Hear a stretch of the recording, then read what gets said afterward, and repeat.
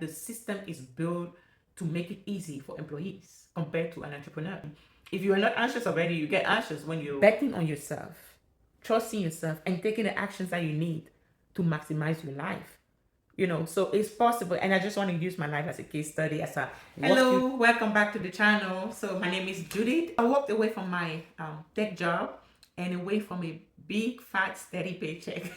So welcome to my journey from jobless to rebuilding my 6-figure income, actually into maybe a 7-figure income right now. So now completely on my own terms. So this channel has already been about my passion for financial literacy and real estate investing and money, just financial independence. So now I'm going to take you on this journey, like how am I going to use my time, from doing projects around the house to figuring out how to make income now on my own terms. And also I'll walk you through every step, every win, every setback, and every lesson learned in the process of rebuilding my 6-figure into a 7-figure outside of the traditional W2 path. A couple of weeks ago, my daughter was actually my kids were in the process of doing their course selection for the next grade. She kept coming back to us with questions like, oh, I like this. I really want to do this engineering, but oh, this one doesn't pay well. This one pays well. This career pays well. And I kept telling her, like, seriously, don't focus about the job. Don't base your selection on what is going on right now with the job market. And don't even think so much about a job. You be the one creating job. So that just reinforced this belief that we are programmed at an early age to get this W2 lifestyle, to get the education and then get a job. Because apparently that's the only way we can make a living working for somebody else.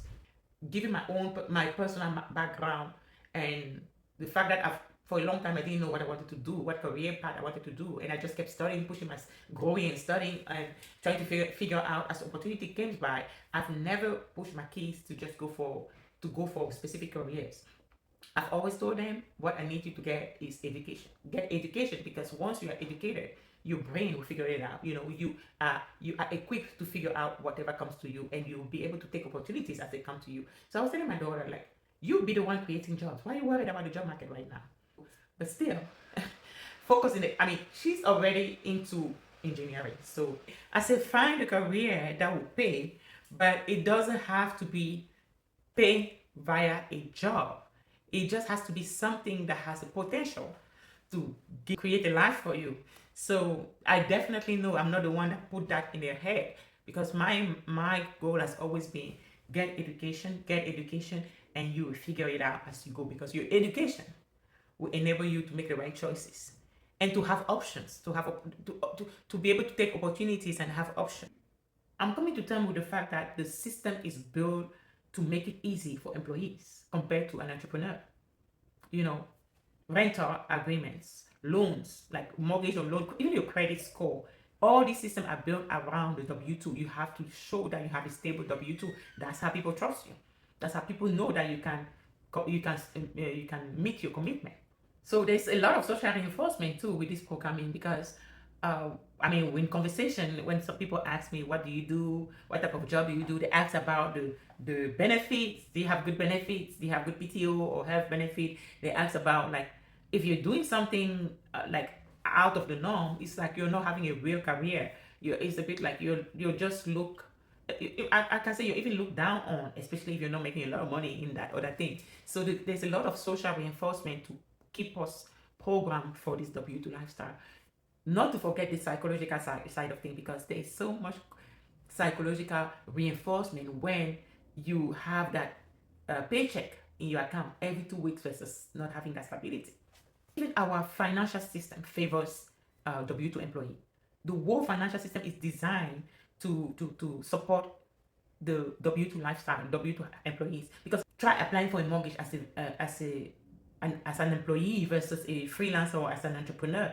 It's way easier when you can the proof when you can show your W2 compared to when you have 1099s, or you even have other assets. It's way easier. So the whole financial system, society, is really built to support the workforce to create workers that just get up, block the time, use up their available time to perform a job for at a specific place where they get a W-2 that allows them to build a lifestyle around that W-2. Like even the healthcare system is largely employers based. Like go try to buy insurance outside of your a job is so difficult, it's so complex, it's so complicated, and even way more expensive. So the whole system is built is designed around creating the workforce, creating people get up and go to work for 7 to 9 hours a day or every day, every work day. The programming has worked for me for a long time. I'm not going to say it is bad. I mean, I'm not saying it is bad. I'm not saying it's good, but I'm just saying that a lot of people prefer this path because they were not given better options. Actually, it's not entirely our choice, when we're heavily conditioned to go on that path. So now that I find myself in this situation, I basically realized that to break off from that programming, it is a conscious effort.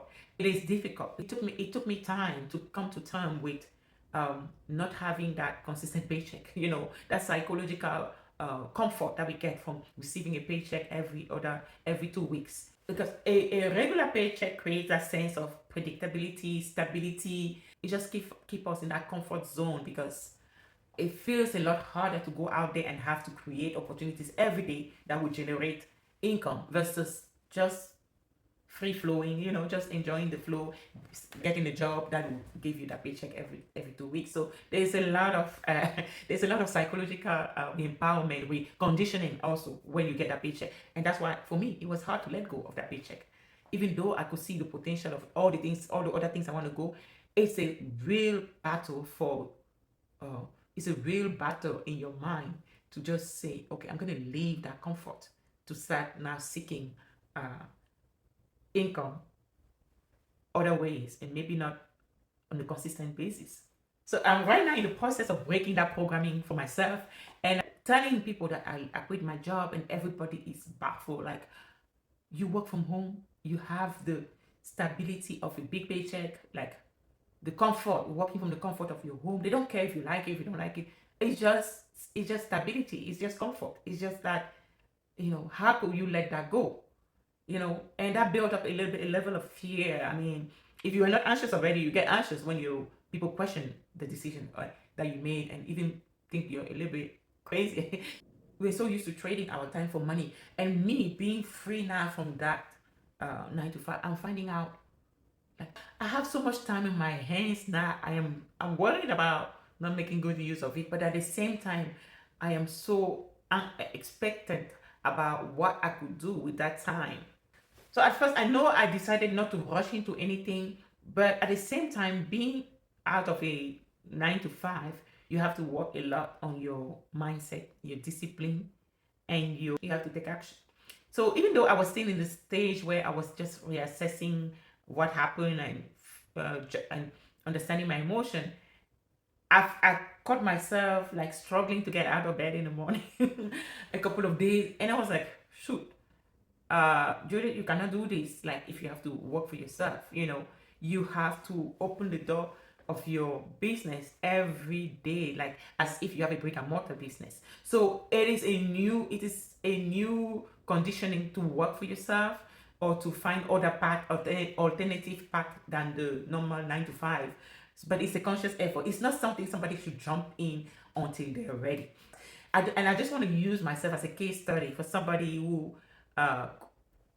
let go of the 9 to 5 and is trying to rebuild stability and income using any other path, like entrepreneurship, freelancing, other ways. Like, to me, I know I'm not looking for another job in technologies. I'm more focused in my entrepreneurship, real estate design, and design and teaching that I want to take now. So I just want to caution anybody who is considering quitting their job or just starting entrepreneurship. Get started in entrepreneurship. It takes a lot of self-talk and mindset training and a conscious effort to break the programming that we've had in us for a long time, from generations to generations. We've had that programming instilled in us. So it would take some time, to break free from that mindset. But I just ask myself, what if I give myself a chance? What will happen if I bet on myself? What will happen if I could hire myself? Having a 9 to 5 is limiting in terms of your potential and in terms of your income. So imagine removing all those limitations, betting on yourself, trusting yourself, and taking the actions that you need to maximize your life. So it's possible. And I just want to use my life as a case study as I walk you through this journey that I'm on now to replace my 9 to 5 income with income from my entrepreneurship and other ventures. Follow for more on this case study that I have with myself on this journey to kind of reinvent myself as outside of the 9 to 5. Please like and subscribe to this video.